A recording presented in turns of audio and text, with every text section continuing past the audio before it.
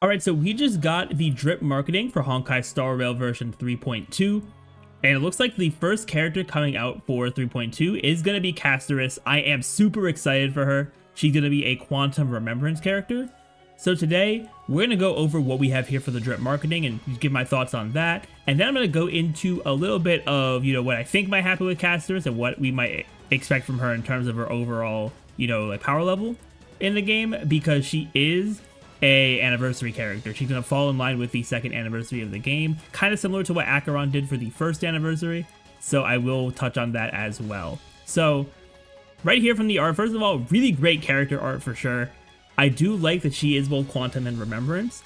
Remembrance definitely, deserves to get some more characters to fill out their roster since it is a new path. Plus Quantum honestly hasn't gotten too much love as of the past few patches. Like, sure, we got Jade, we got Sparkle, but nothing like super crazy in the realm of Quantum, honestly, since like back when, Sela, Fu Xuan, and those characters came out. So definitely good that Quantum is getting a very strong and very, hyped up character here.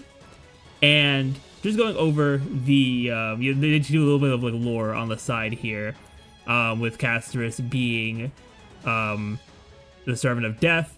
So she could have some very interesting things about her kit in regards to that and what we know so far. And hopefully we learn more about her in the upcoming patches too, because not only is Castorice herself cool, this dragon goes so crazy. Like, even just seeing it from the art here, I can tell, like, by far it is the best Memo sprite we have so far. Like, in terms of just pure design. Because like, the other two so far, both Mem and the Garment Maker, like, they're cool. They're alright, but this dragon is just kind of different. And we even got, I didn't talk about this when it happened, but before 3.0, they actually power crept the leakers over here, and they actually got Castorice's animations over here, or at least some of her animations here, with the dragon coming in and firing a blast. Like, if this is only just part of her animations, I think she's absolutely going to cook. She's going to look amazing.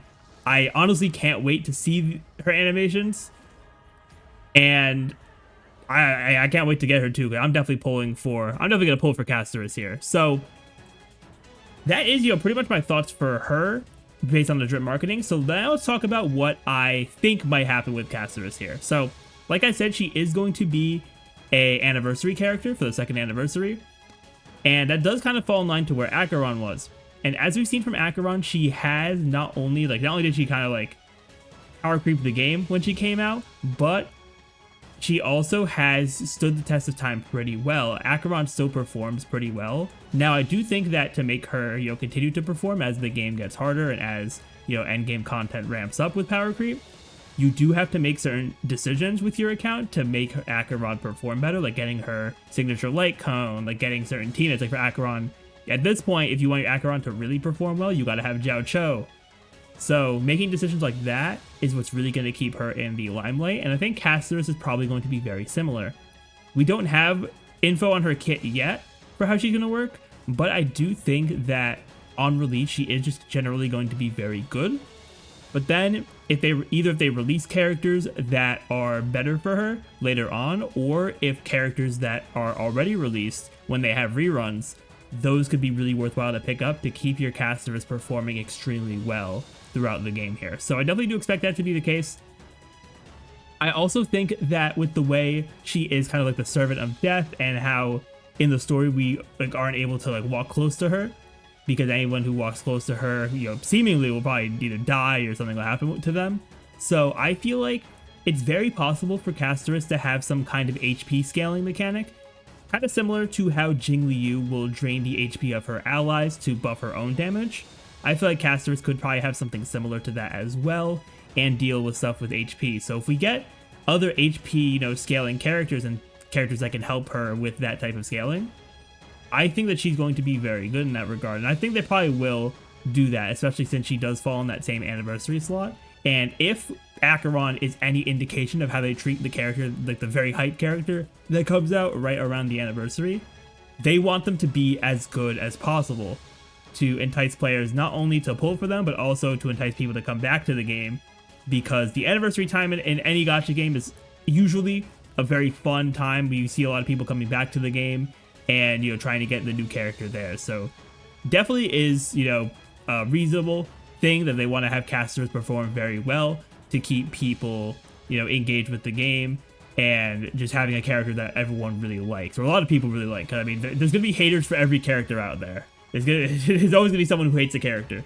But yeah, I think if Castorice, and there's another character as well that can deal with, like, you know, HP style stuff.